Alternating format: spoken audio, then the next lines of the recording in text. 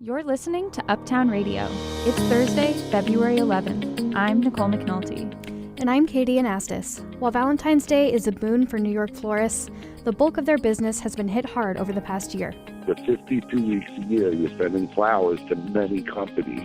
Every weekend you're doing a wedding. None of that is happening.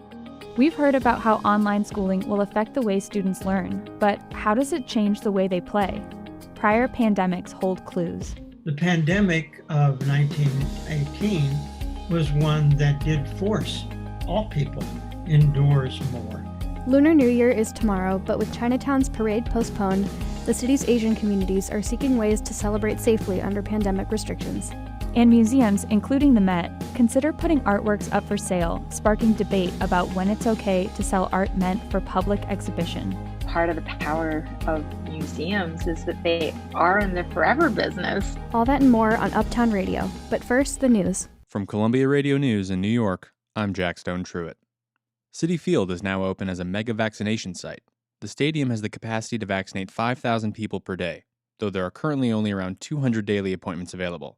Mayor de Blasio stated a goal of reaching full capacity next week. It's going to be building up more all the time. We're going to get to a 24/7 basis. That's our goal. The Mets ballpark is the latest New York stadium to become a vaccination site. Yankee Stadium was converted to vaccinate Bronx residents last week. Appointments at Citi Field will be reserved for Queens residents only. The mayor said he is hoping that Barclays Center in Brooklyn will also become a site. Limited crowds will soon be able to return to the state's sports arenas and performance halls. Yesterday, Governor Cuomo announced a plan to allow venues with 10,000 or more seats to reopen at 10% capacity later this month. While we're doing vaccines and while we're controlling the spread of COVID, we also have to, at the same time, get this economy open intelligently and in a balanced way. Guidelines from the State Health Department require anyone attending a performance or sporting event to have tested negative for COVID within 72 hours and adhere to assigned socially distanced seating. Face coverings and temperature checks will also be required. The announcement comes after the Buffalo Bills successfully implemented these measures for a game in January. The Brooklyn Nets will host the first approved event under these guidelines at Barclays Center on February 23rd. Bruce Springsteen is facing drunken driving charges after he was arrested riding his motorcycle near the Jersey Shore in November. The music icon reportedly had a blood alcohol level of 0.02, well below the legal limit, at the time of his arrest. He is due to appear in court in the next few weeks. New Yorkers woke up to another inch or two of snow this morning, and the cold snap will continue as temperatures dip back into the teens tomorrow and Saturday. The city has already surpassed its yearly average snowfall season with 2 more feet than last winter. It's currently 30 degrees and cloudy in Central Park. For Columbia Radio News, I'm Jack Stone Truitt.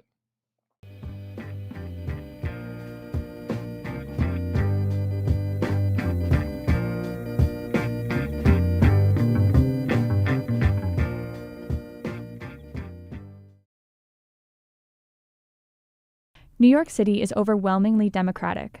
There just aren't that many Republicans. And now, a new group called Be Counted is encouraging those Republicans to register as Democrats. And the deadline, or deadlines, to switch party affiliations is confusing.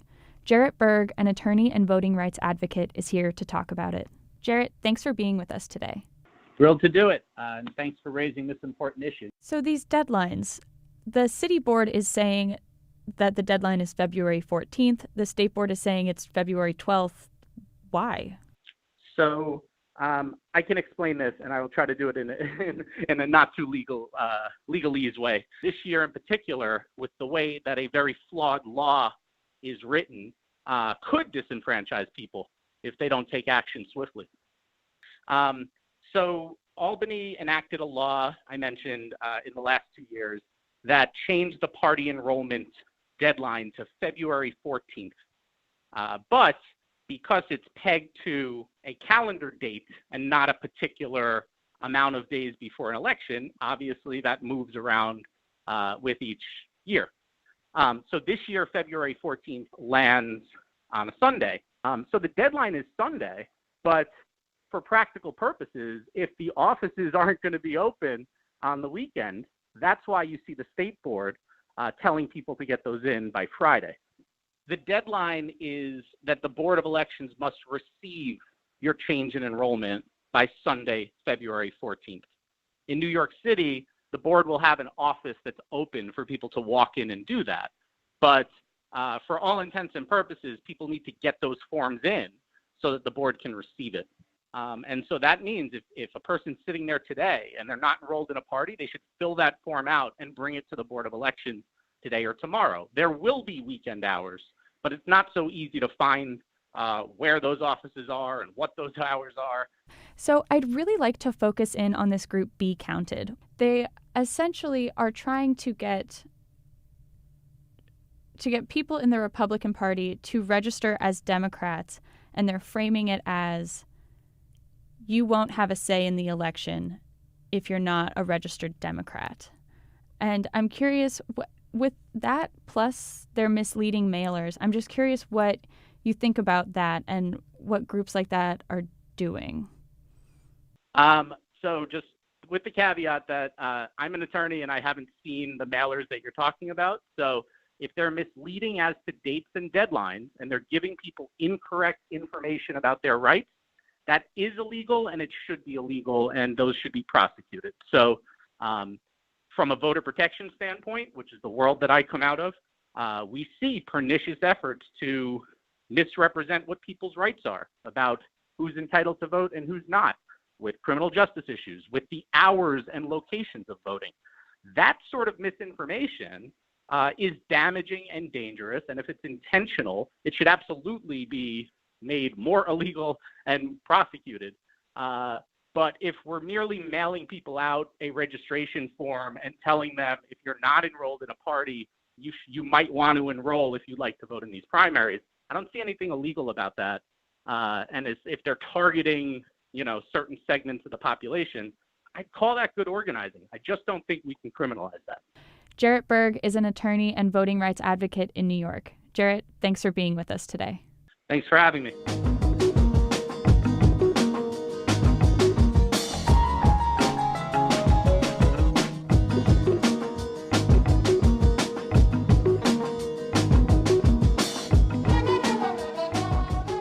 It makes me feel alive. It gets me outside. It keeps me in touch with nature, and it just helps me feel really balanced in my life. Gordon Bakulis, running coach with New York Roadrunners, a club that hosts running classes throughout the city. I think people think that running is hard, and it's certainly challenging, but it should be fun and it should be, within their capabilities. So we just work with people to gradually raise their fitness and keep it fun. If you can't run right away, that's okay. Start with a brisk walking program and then gradually build up to running. During the pandemic, a lot of people haven't been able to work out or haven't felt comfortable working out, so we're practicing all the social distancing guidelines and giving people a chance to stay active. It's the best part of my day, coming out and helping runners. Every morning is just a gift. You're listening to Uptown Radio from Columbia Radio News. Podcast available Thursdays at 5 p.m. Gramercy Park Flower Shop in the Plaza Hotel has been selling New Yorkers flowers since 1904. It has weathered world wars, the Great Depression, even another pandemic. But nothing has hit its bottom line like this last year. Owner Tom Sakas says business is down 90% from a year ago. All the corporate work, the 52 weeks a year you're sending flowers to many companies. Every weekend you're doing a wedding. None of that is happening. Since the pandemic, flower deliveries nationally are actually trending upward as people order online. But Manhattan's flower industry has been hit hard. Hotels, restaurants, weddings, all of those orders are more or less gone. Flowers on Essex, located in Chelsea, has lost 3 of its 4 main hotel accounts, and the one remaining is operating at just 10% of its usual capacity. Owner Bill Fraser says he took out a small business loan and began wholesaling roses just to get by. Valentine's Day typically brings Fraser $25,000 to $30,000 in sales. This year, he will be happy to get a third of that. I've been in business 38 years, so I have some customers that will call me all the time for holidays and stuff. But even a lot of them have cut back a little bit because I think money's tight with a lot of people. So it doesn't help that this year's holiday comes amidst a snowstorm and lands on a Sunday, usually a slow day for flower deliveries. It's kind of a double hit. We get hit twice as hard this year. The heart of Manhattan's floral industry is on 28th Street between 6th and 7th Avenue. Walking down the block these days, many storefronts are dark, and the ones that are open are having to adapt. Some, like Starbright Floral Design, are doing better than others. We have used every possible resource that you can imagine. Owner Nick Fato says before the pandemic, online and individual orders were not a key part of Starbright's business. But that's changed as employees of their former corporate clients have become new individual customers who order online. He says other shops have had a harder time pivoting and finding new customers. but he tries to speak with other florists and share business ideas as best he can. This is not a time to cheer on when, let's say a competitor is not doing well. This is a time that we all need to band together and to support each other and to make sure that everybody makes it through. Fatos and others await Manhattan's corporate world to open back up, but are hoping for a much-needed boost from Valentine's Day. Jack Stone Truitt, Columbia Radio News.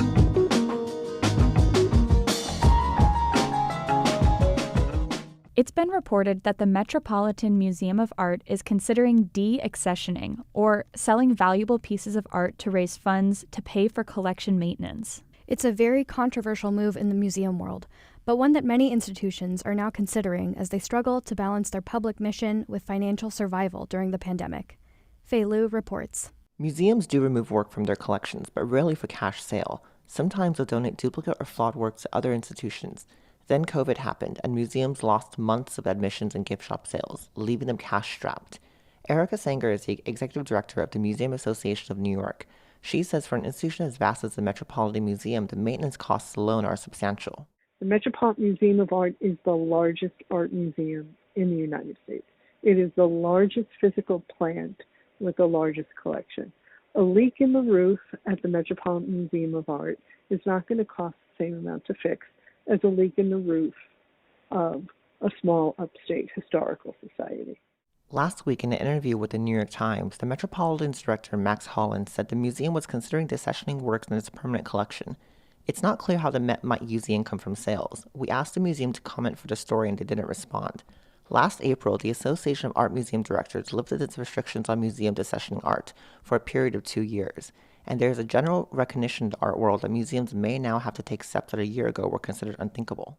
I think part of the power of museums is that they are in the forever business, that if a work is acquired by a museum, the tacit understanding is it won't get de-accessioned. Rosanna Flowdy is a professor in the Museum Studies program at NYU.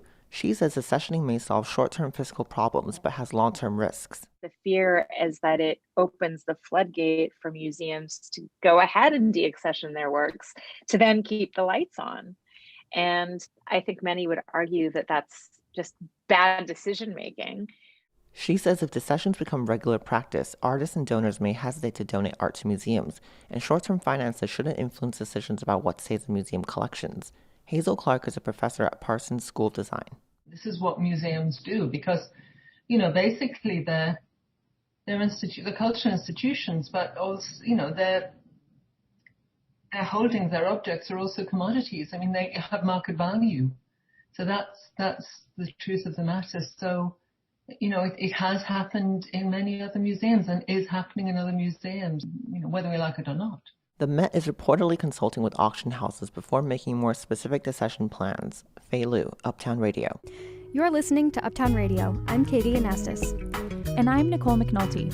Coming up, New York City's senior immigrants can be hard to reach, a challenge for city workers trying to offer help during the pandemic. A federal class action lawsuit about special education. And how children's play can be impacted during health crises. These stories and more coming up.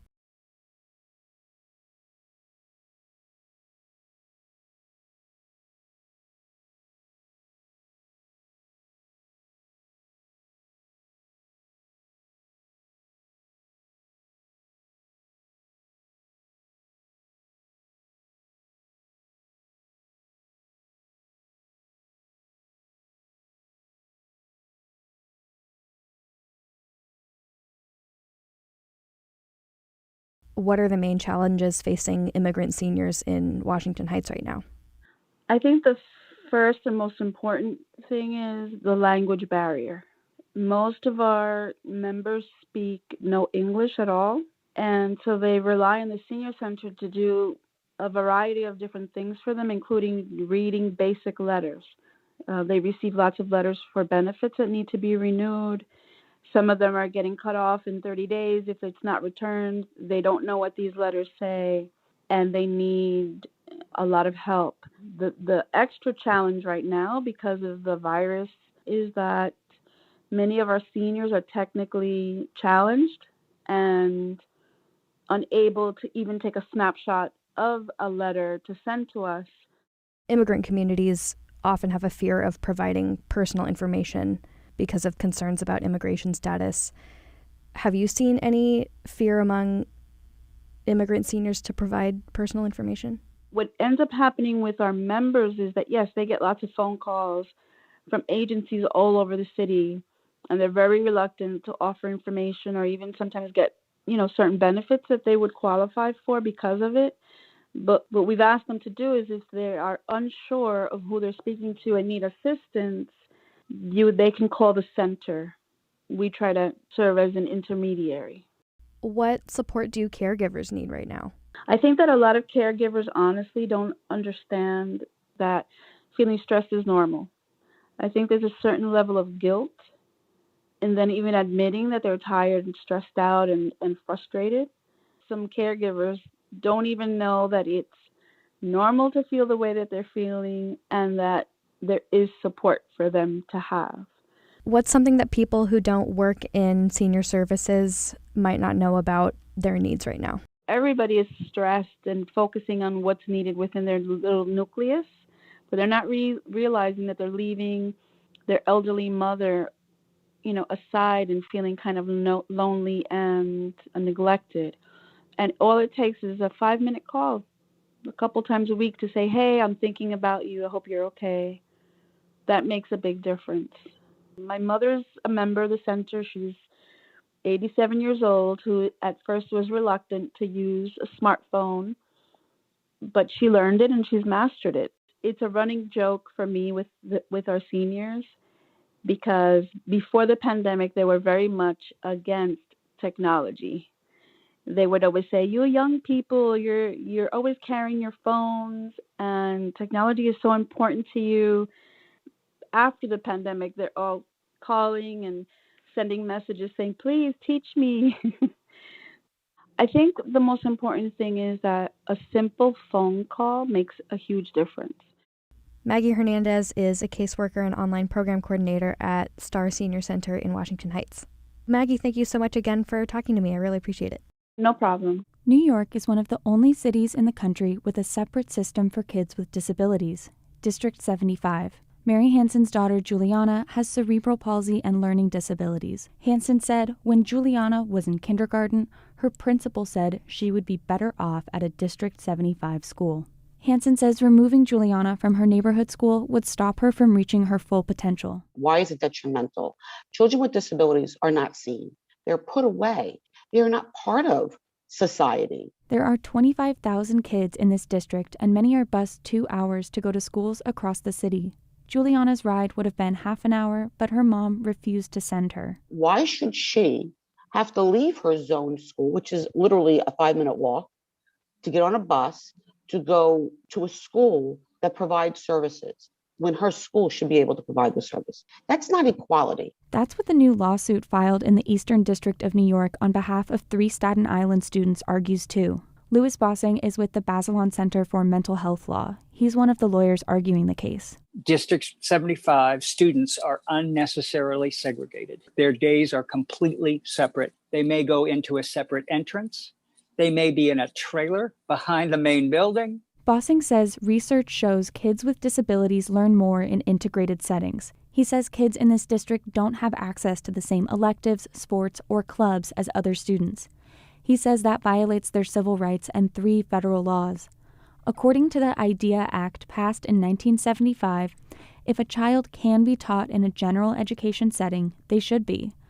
A couple decades later, the Supreme Court ruled segregating people with disabilities unnecessarily is a form of discrimination. Can you actually get a free and appropriate public education in a segregated setting where you have no interaction with other students without disabilities, no chance to learn from peers who may model appropriate kinds of social skills or self-regulation skills? Bossing and other lawyers arguing the case are asking the Department of Education to give more resources to community schools. So if a parent chooses to send their kid to their local school, they would get their therapies. Bossing says they chose Staten Island because if it works there, it could work in the rest of the city. But Anne-Marie Knable says the separate system works for her son, Dane, a 12-year-old with Down syndrome. She says he thrives in his small, contained classes. Academically, he couldn't keep up with his non-disabled peers. The children in the class are all on the same wavelength. A judge now needs to decide if other families can join the lawsuit. Nicole McNulty, Columbia Radio News.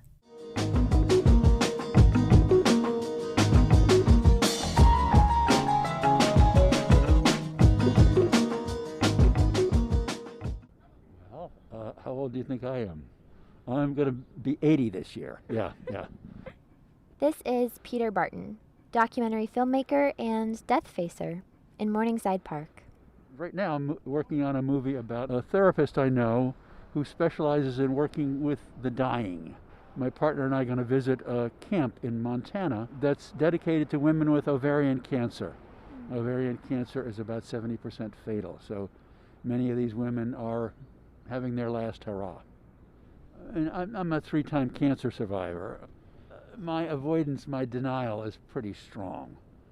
This project is a little bit a way of educating me out of my avoidance of this topic, out of my sort of wishful thinking that I'm going to live forever. So I'm trying to come to terms with my mortality. I'm trying to grow up. You're listening to Uptown Radio from Columbia Radio News. Podcasts available Thursdays at 5 p.m.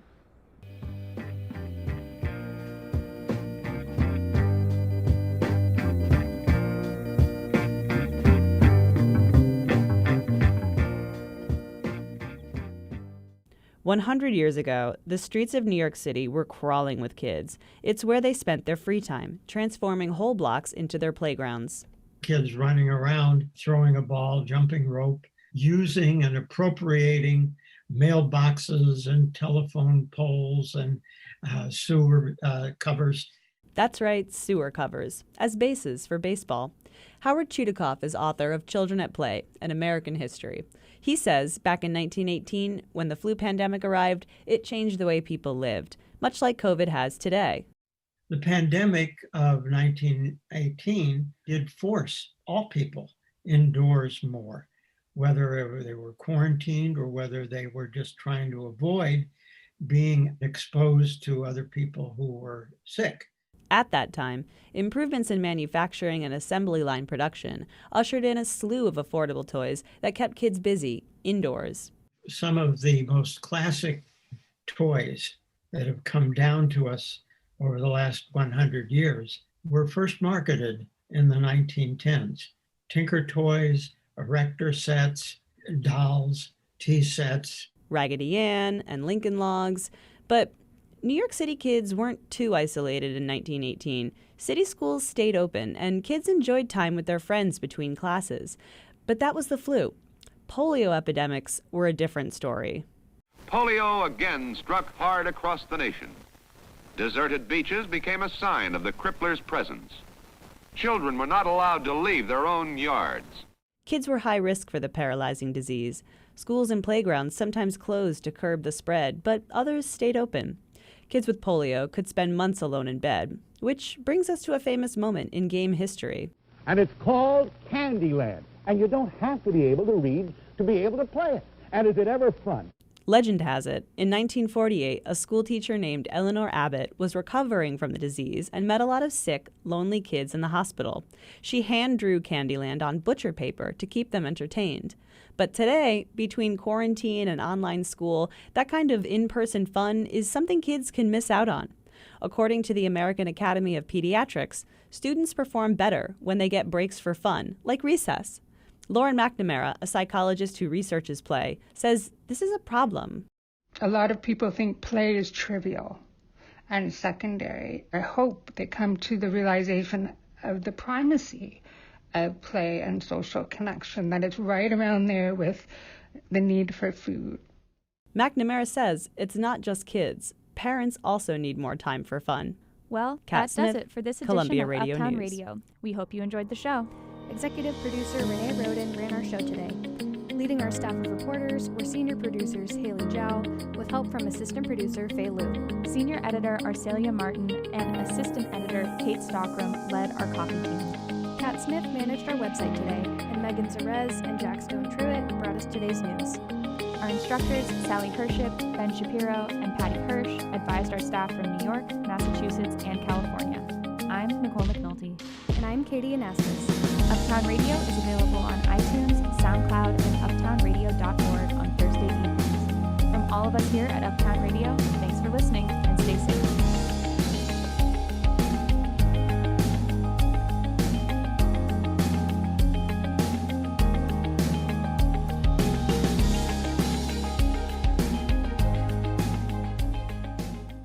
You're listening to Uptown Radio. It's Thursday, February 11th. I'm Nicole McNulty. And I'm Katie Anastas. While Valentine's Day is a boon for New York florists, the bulk of their business has been hit hard over the past year. The 52 weeks a year, you're sending flowers to many companies.